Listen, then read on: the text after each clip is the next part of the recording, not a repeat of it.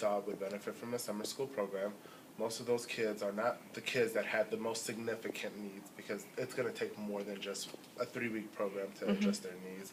We kind of focused on those kids that may be kind of on the cusp of being more proficient or just knew that just an additional 3 weeks would help them at least maintain as much as possible some of the things that they've learned over the summer. We know that the summer reading loss is significant. And so what we're trying to do at this point is just trying to reduce the amount of loss that's going to happen over the summer. We have approximately, well actually we have 169 students. We've invited 190, and of that 190, 169 actually showed up. So that, I think that's a pretty good attendance rate for our students. Our teachers are focusing on instruction based off of literacy and math. Students who, we have a few students who do have an IEP, some academic goals, and so what we do is in the very late spring coordinate with their home schools. We find out where they are with their literacy instruction, where they are with their math, what concepts or issues they're struggling with, and try to address that during our 3-week summer school program.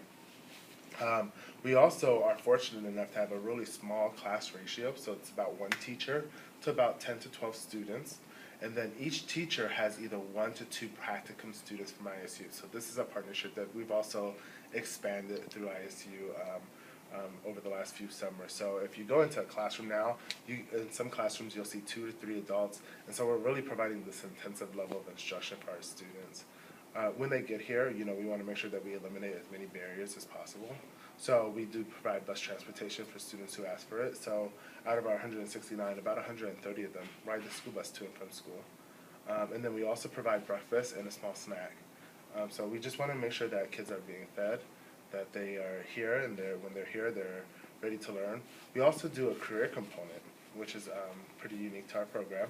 So every Tuesday and Thursday, we invite someone from our community that has a different profession, so anywhere from a photographer to a veterinarian, and we prep them by asking them to talk about characteristics that they look for when they're hiring people, and things that they wish they would have known going through school about how to prepare for their career.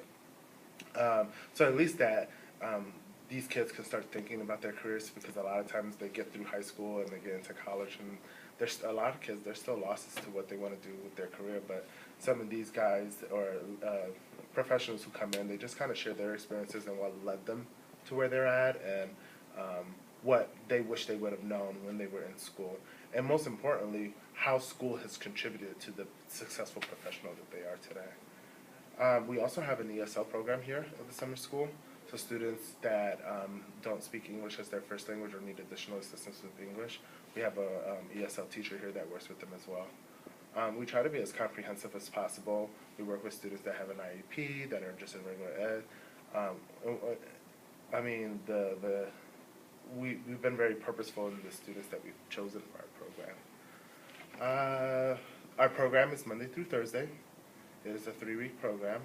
It runs from 8:30 to 11:30.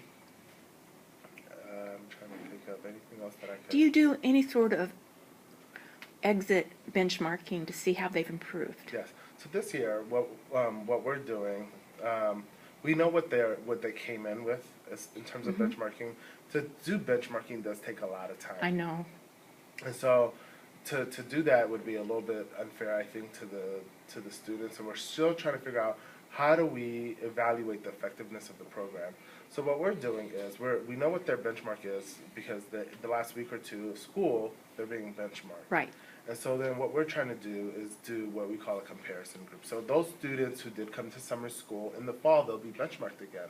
And we wanted to see if they were able to maintain where their current literacy levels are, or if they were able to grow, or in some cases how much they went backwards, and then compare it to a similar group of students that did not receive summer school. So we're really just comparing between a control group and a group that ended up coming to summer school.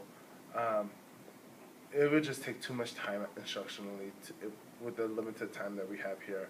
But we are looking into ways to evaluate. We're actually looking at hiring an evaluator through ISU through the RISE program to come in and provide some expert opinion as to how do we evaluate our effectiveness for our students and also our program. The goal eventually, I know I have some big lofty goals. I know you do. Eventually is to make this a 6-week program, because the research will clearly state anything less than 6 weeks is not going to have the impact that we need for our students. And where does the funding come from for summer school? Right now, it's primarily through our Title I programming as well as our dropout prevention program. So it's a combination of the two. Majority of it is coming out of our Title I program, because our K-5 students make up the bulk of our summer school students.